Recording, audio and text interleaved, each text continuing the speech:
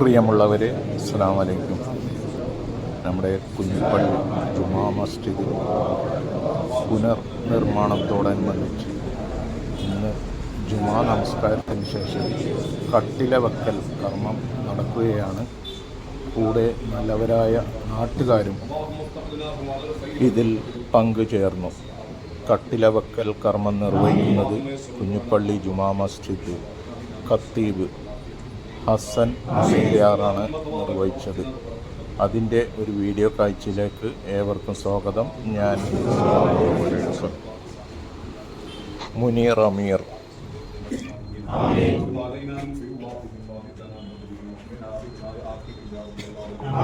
اللهم يسر سيرنا وسهل امورنا واغفر لنا واشف امراضنا واجعلنا في جميع امورنا راسينا وامنا امين. اللهم ما قضيت لنا من هذا المسجد يا رب العالمين.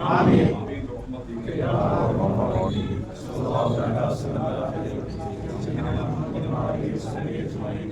سبحان ربك عما يصفون وسلام على المرسلين والحمد لله رب العالمين. صلى الله على محمد صلى الله عليه وسلم. صلى الله على محمد صلى الله عليه وسلم. اللهم صل على محمد يا رب صل عليه وسلم.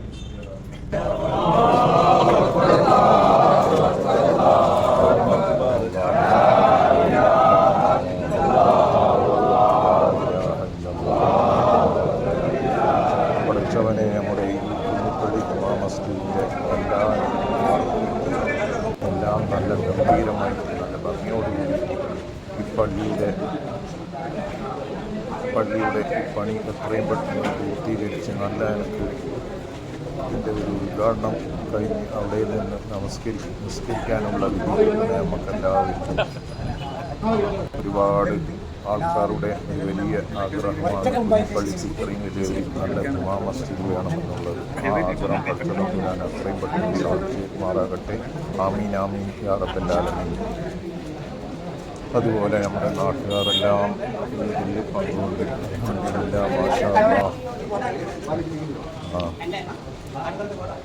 നമ്മുടെ നാട്ടുകാരും പ്രായമായ എല്ലാവരും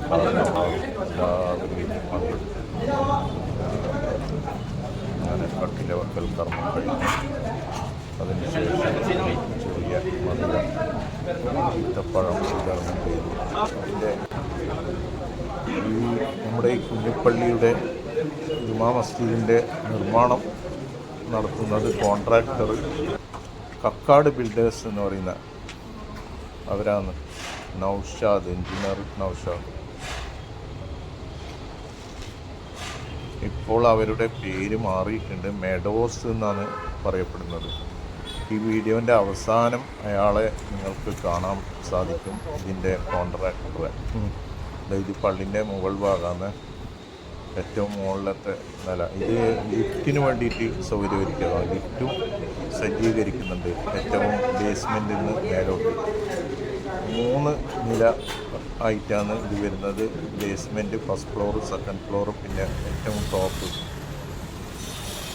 മാഷാ അല്ലാഹ്. ഇതിൻ്റെ മാഷാ അല്ലാഹ് നമ്മളെല്ലാവരും പ്രതീക്ഷിക്കുന്നത് ഈ വരുന്ന റമളാൻ മാസം പൂർത്തീകരിക്കുമെന്നാണ് തോന്നുന്നത്. ഇൻഷാ അല്ലാഹ്. ഇതാണ്